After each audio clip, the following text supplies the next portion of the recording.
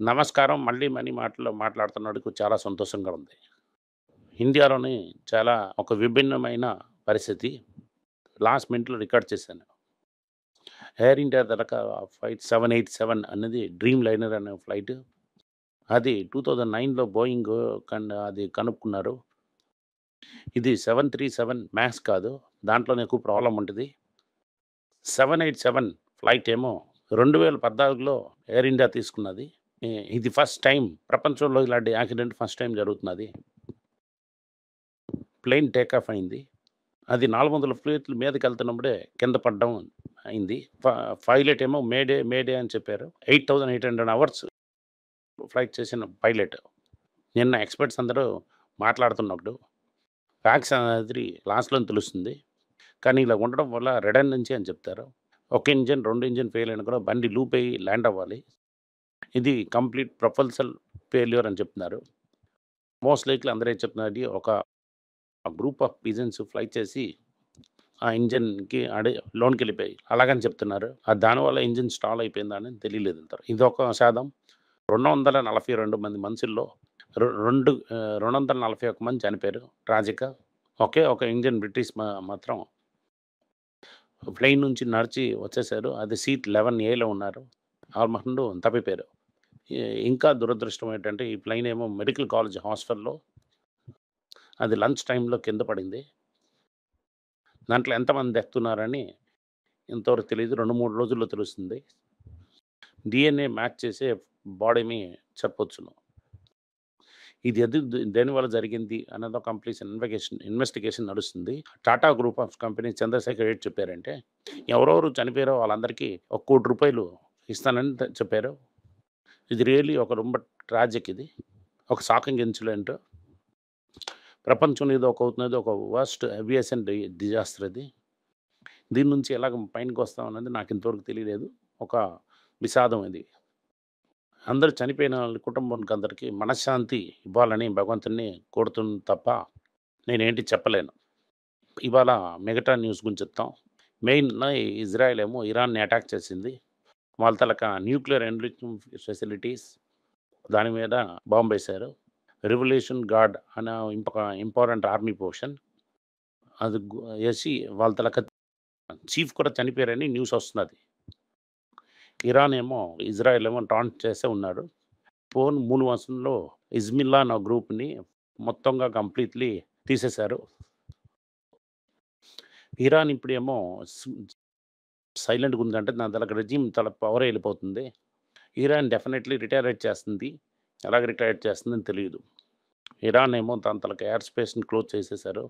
చాలా ఎయిర్‌లైన్స్‌కి ఇది ఒక పెద్ద పెద్ద విషాదం. ఇదేమంటే ఇది పర్షియా మీద నుంచి ఇంకా ఊరికెళ్ళడం అవుతుంది. ఇది పెద్ద ఒక చిక్కు ఇది. ప్లేన్స్ ఏమో వేరే రూట్ ఎళ్ళాలి. ఈ వార్ ఏమో ఇంటర్నేషనల్ ట్రాఫిక్, ఏవియేషన్‌ని ఎఫెక్ట్ చేస్తున్నది. అమెరికాలో ఏం చెప్తున్నారంటే, దీనికి దాని అటాక్‌కి నాకు సంబంధం లేదు. ఇంగళది ఏ టార్గెట్‌ని అటాక్ చేయకూడదు. నా టార్గెట్‌ని అటాక్ చేశామంటే నేను మళ్ళీ మీకు అటాక్ చేస్తాం. మార్కో రూబియో చెప్పారు. మళ్ళీ అటాక్ చేస్తాం అన్నది అతను చెప్పలేదు. ఆ స్టేట్మెంట్ నేను అనుకుంటున్నాను. దీంట్లో చైనా రోల్ ఏంటనేది మెయిన్ ఇంపార్టెంట్. పాకిస్తాన్‌కి ఎయిర్‌ప్లేన్స్, మిసైల్స్ సప్లై చేస్తున్నట్టుగా ఇరాన్‌కి ఆళ్ళు సప్లై చేస్తారా? రష్యా ఏం చేస్తుంది? తెలియలేదు. నాకు తెలిసిన బట్టి ఒక పాసిబిలిటీ చైనా, ఇరాన్, రష్యా అది ఒక యాక్సెస్ చేయడానికి ప్రపంచం అలా తయారవుతుందని అనుకుంటున్నాను. 1991 తర్వాత ఎప్పుడు సోవియట్ యూనియన్ కొలాప్స్ అయిందో వరల్డ్‌లో ఇంత పెద్ద టర్మాయిల్ లేదు. ఈ టర్మాయిల్‌లోని ఇర్రెస్పాన్సిబుల్ ఉన్నోళ్ళు ఉండడం వల్ల ఈ టర్మాయిల్ ఎలాగెళ్తుందని కూడా మనకు తెలీదు. నేనంటున్నాను అమెరికా గురించి. ఇది ఎక్కడికెళ్ళి తగులుతుంది? మనం కేర్‌ఫుల్‌గా ఉండాలి. దీనివల్ల కాన్సిక్వెంట్‌లీ నిఫ్టీ కింద పడతనే ఉంది. ఆర్‌బీఐ తాలూకా బూస్ట్ కూడా ఖాళీ అయిపోయింది. 24,600 వరకు తగ్గిపోయింది. మనం మళ్ళీ పటాస్ లిస్ట్‌లోకి మనం దిగుతాం. పటాస్ లిస్ట్‌లో 1, 2 అని కన్సిడర్ చేస్తూనే ఉండండి. చాలామంది నాకు అడిగారు, మార్కెట్ పెరిగిపోయింది, నాకు అవకాశాలు పడిపోయాయని. ఈ వాయిపంతా పడిపోవడం వల్ల మేము మిస్ చేసామే. మీరు నాకు లంచ్ చేయడానికి వదలలేదని అని చెప్పారు. ఇలాగ వస్తుందని తెలుసు. ఇలాగ ఇన్సిడెంట్స్ ఇంత తీవ్రంగా జరగడం అవసరం లేదు. ఏదైనా జరగొచ్చు. ఎర్నింగ్ సపోర్ట్ చేయలేదని క్లియర్‌గా తెలుస్తున్నది. అమెరికాలో కూడా ఇంపోర్ట్స్ తారీఫ్ అంత పెద్ద అవ్వలేదు. సెప్టెంబర్‌లోనే ఫుల్ ఇంపాక్ట్ అది తెలుస్తుంది. దీనివల్ల మన తలకి టిఫిన్, కాఫీ స్ట్రాటజీ వర్కౌట్ అవుతుంది. కా గోల్డ్ ఏమో పెరిగి 9,295కెళ్ళింది. ఇదవుతుంది 22 క్యారెట్ గోల్డ్. 24 క్యారెట్ గోల్డ్ ఏమో 10,145కెళ్ళింది. ఈ ఆరోలో క్వాంట్ 10% తగ్గుతుంది, 18% కొడుతున్నాం మనకు వార్న్ చేశాను. నాకు కూడా ఎర్బన్ ఏమో ఒక 15% గోల్డ్ తక్కువ ఇస్తే నేను కూడా హ్యాపీగా హాకీ తీస్తాననుకున్నాను. కానీ హాకీ తీయడం అవ్వనని నాకు చెప్తున్నాను. అమెరికా ఏమో ఇంట్రెస్ట్ రేట్స్ కట్ చేసినా కూడా గోల్డ్ పెరుగుతుంది. గోల్డ్ బెట్ అవుతున్నది మన కరెక్ట్ బెట్. దీనికి అంత అవసరం లేదు. దీనివల్ల గోల్డ్ కంపెనీస్ షేర్స్ కూడా పెరుగుతాయి. దీనివల్ల మనం ఒక మంచి పొజిషన్‌లో ఉన్నాం. వరల్డే కొద్దిగా కష్టమైన పొజిషన్. అప్పున్న కంపెనీస్ అవాయిడ్ చేయడం బెటర్. నిన్న రిలయన్స్ యాడ్ చేశాను. 10% స్టేక్ ఏషియన్ పెయింట్‌లో ఉన్నది. విల్లా మిసైల్ వదలడం వల్ల వాళ్ళు ఫీల్ పడుతున్నానని చెప్పాను. అలా అవ్వడానికి ఛాన్స్ ఉన్నదని చెప్పాను. 3.3% వాళ్ళే అమ్మేశారు బ్లాక్ డీల్‌లోనే. రిలయన్స్ ఏమో ఏషియన్ పెయింట్స్ స్టాక్ అమ్మడం స్టార్ట్ చేసేసాను. ఈ స్టాక్ కరుగుతూనే ఉంటుందని నేను చెప్తున్నాను. బిర్లా ఓపస్ ఏమో దాని తలక ఒక పొజిషన్ తేకుండా వదలరు. జేఎస్‌డబ్ల్యూ కూడా ఒక లెవెల్ తేకుండా వదలరు. అంబానీ అడ్జస్ట్ పైన అంటే ఎంట్రీ ఎవరు చేశారనుకుంటున్నారు? పని మీరే. తల మీదే వైట్ గుడ్డేస్తారు. SBI mutual fund. ఆపత్ బాండ్ ఇద్దరు. ఎల్ఐసి ఒకటి, ఎస్‌బీఐ. మీ తరగ డబ్బులు తీసుకెళ్ళి ఎస్‌బీఐ ఫండ్ తీసుకెళ్ళి వైట్ ఇది పెట్టి కవర్ పెట్టి ఏషియన్ పెయింట్‌ని హైయర్ ప్రైస్‌లో తీసుకున్నారు. ఇవాళ నుంచి బాబా కౌంటింగ్ 3 ఇయర్స్‌లోనే ఎంత అవుతుందో చూడండి. ఇది అవుతున్నది ఏషియన్ పెయింట్స్ తరక కదా! దీనిలో చెప్తాను యాక్టివ్ మ్యూచువల్ ఫండ్స్ కొనకండి అని. ఏ మ్యూచువల్ ఫండ్ కొనాలని మీకు తెలియాలి. దీనివల్ల అది బాబా కౌంటింగ్. ఇది తెలుసుకోండి మీరు. ఓలా తీసుకున్నట్టుదా, పేటీఎం తీసుకున్నట్టుదా, జొమాటోలోను హై ప్రైస్‌లో తీసుకున్నట్టుదా, ఇప్పుడు ఏషియన్ పెయింట్స్ కూడా తీసుకున్నారు. A1 హ్యాపీగా వెళ్ళిపోయారు. ఆ లేసిన దాంట్లోనే పీక్‌లోనే వెళ్ళిపోయారు. తల అవుతుందని మీ మీద టోపీ. ఓకే. ఇది అవుతుంది ఏషియన్ పెయింట్ న్యూస్. ನಮ್ಮ కంపెనీ జైడస్ లైఫ్ స్టైల్‌కి ఎఫ్‌డీఏ నుంచి ఒక నోటీస్ వచ్చింది. ఆ నోటీస్ నుంచి మనం బదులు చెప్పేసాం. ఏపీఐ ప్లాంట్ గుజరాత్‌కి క్లీన్ చిట్ ఇచ్చేశారు. అలాగని జైడస్ లైఫ్ చెప్తున్నది. నెక్స్ట్ న్యూస్ అవుతున్నది ఏంటంటే వోల్వో, హెచ్‌సీఎల్ టైఅప్ చేసి ఈవీకి హెచ్‌సీఎల్ టెక్నాలజీస్ కొత్త సొల్యూషన్స్ ఇస్తామని చెప్తున్నారు. బేసికల్లీ ఇది ఆటో సెక్టర్‌లోని హెచ్‌సీఎల్ టెక్నాలజీకి ఒక మేజర్ కేస్ విన్. దీంట్లో ఒక ప్లస్ పాయింట్ హెచ్‌సీఎల్‌కి. ఇది ఇలాగే రీడ్ చేయాలి. బెంజర్ చెప్తున్నారు ఇండియాలోని కేసేఫ్ రికవరీ సూపర్‌గా ఉంది. లో అండ్ క్యాఫే అమ్మలేదు. ఇండియానేమో బ్రెంచ్ తీసుకునే ఉన్నారు. దానివల్ల కొత్త మోడల్ మేము ఇస్తాం. డబ్బులున్నోళ్ళకి కస్టమ్ బిల్డ్ బండి ఇస్తాం. అలాగని చెప్పి సొల్యూషన్స్ ఇచ్చి కస్టమ్ బిల్డ్ సొల్యూషన్ కారు ఇండియాలో దించడానికి ప్రామిస్ చేస్తున్నారు. లెండింగ్ రేటు తగ్గిస్తున్నారో లేదో అన్ని బ్యాంక్స్ ఎఫ్‌డీ రేట్ తగ్గించారని ఒక న్యూస్ వచ్చింది.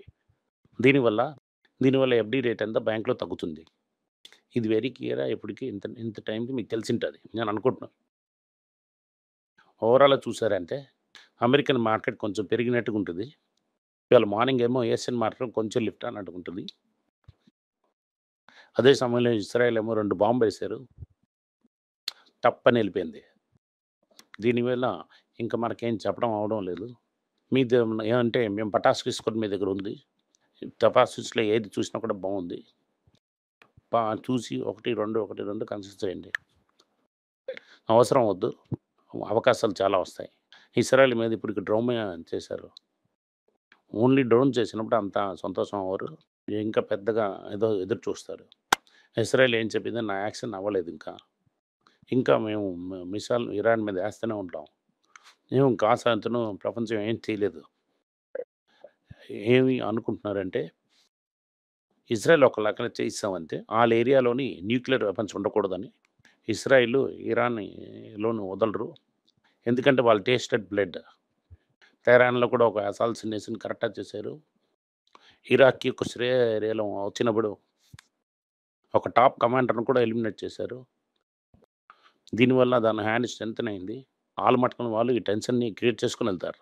దీనివల్ల ఏంటవుతుందంటే దీనివల్ల ఆయిల్ ఏమో 10% టక్కని విడిపోయింది. అంత సైడ్‌లో ఓపెక్ కంట్రీలో ఒక లైక్‌లోనే హ్యాపీ. ఈళ్ళందరూ Shia majority. ఆళ్ళందరూ సున్నీ రూల్డ్. ఎందుకంటే ఇరాన్ ఆళ్ళు కూడా ఎదురుపు. ఏదో చేశారని చెప్పేసి కొంచెం వాటర్ కన్నీళ్ళు పంపించి ఆయిల్‌కి 10% ఎక్స్‌ట్రా కూడా వస్తుందని సంతోషంలో ఉంటారు.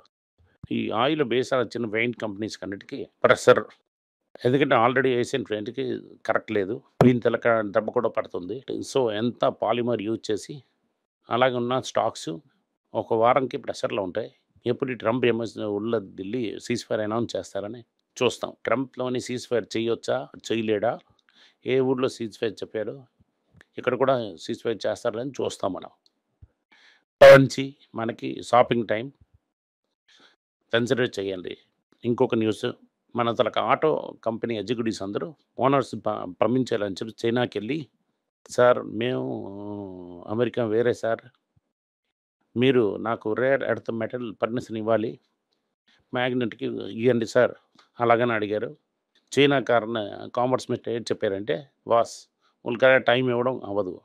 పైనకెళ్ళు అపాయింట్మెంట్ తీసుకొని రా" అలాగని చెప్పారు. స్విట్జర్లాండ్‌లో ఎక్కడో తిరుగుతున్న మన కామర్స్ మినిస్టర్ ఈ ఆటో కార్లందరూ ఎళ్లి చెప్పారు. మేము టైం చూసి చైనా కార్‌తో మాట్లాడతాం. ఇప్పటికి ఎళ్ళిపోండి. అలాగని చెప్పారు. మ్యాగ్నెట్ లేకుండా మన ఈవీ వెహికల్ ఏంటవుతుందో తెలీదు. Maybe Trump trade frame work అని చెప్తున్నారు. దాంట్లోనే మన తలక ఈవీ తప్పిపోయిందంటే మంచిది. 2027లోనే ఈ మ్యాగ్నెట్ లేకుండా ఈవీ చేస్తాం అని చెప్తున్నారు. కానీ 2 సంవత్సరాలకి మనకు కొద్దిగా కష్టం. ఇది ఉన్నది ఇంకో ఇంపార్టెంట్ బ్రేకింగ్ స్టోరీ. దీనివల్ల ఈవీ డ్రీమ్ అంతా పైన పెట్టి ఉంచొచ్చు. రేపే ట్రంప్ కొంచెం చిన్నోళ్ళని కొట్టి అది సరి కూడా అవ్వచ్చు. అందుకే నేను చెప్తున్నాను టిఫిన్, కాఫీ. Thank you. నమస్కారం.